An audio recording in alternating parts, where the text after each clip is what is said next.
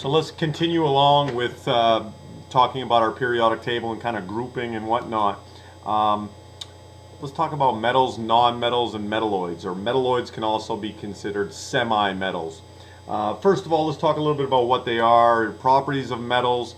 I'm going to go through this pretty quickly. You can find this out pretty, rapidly on your own, but metals are shiny and lustrous. Think of a metal, it's probably pretty darn shiny. It has that lustrous color.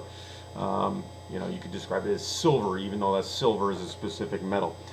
Metals are good conductors of heat, electricity, magnetism, good conductors. Solids at room temperature, makes sense. Think about all your metals. Malleable. Malleable means they can be hammered. Mallet, the term mallet comes from malleable. They can be hammered into sheets.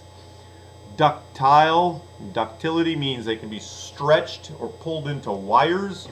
Certainly heat metals up and then they become a little bit more pliable, I guess.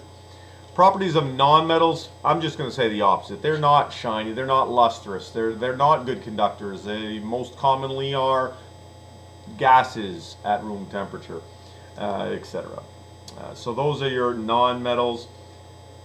Metalloids, some of both, okay? And we're going to see what they are and what elements fit in the metalloid column or metalloid grouping. But you can see that metalloid may be shiny and lustrous like germanium, but if you were to take a hammer to germanium, it would shatter.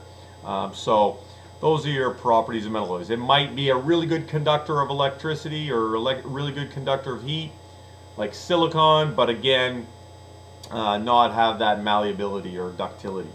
So where are these? Where are the metals, non-metals, and metalloids? Let's see the next slide. The next slide, again, will show us here.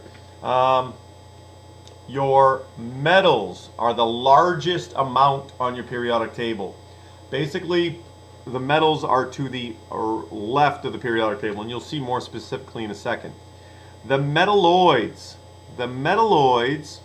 are boron, silicon, arsenic, tellurium, and astatine, along with germanium and antimony.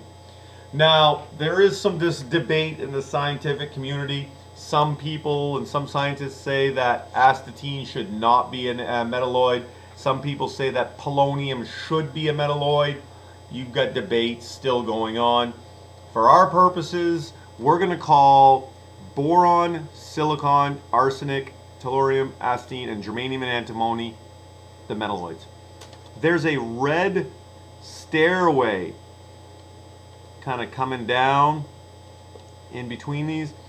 I always say it's the ones on top of the stairway and the two middle ones, or the ones on top of the stairway except for the dog food brand, which is Alpo, right?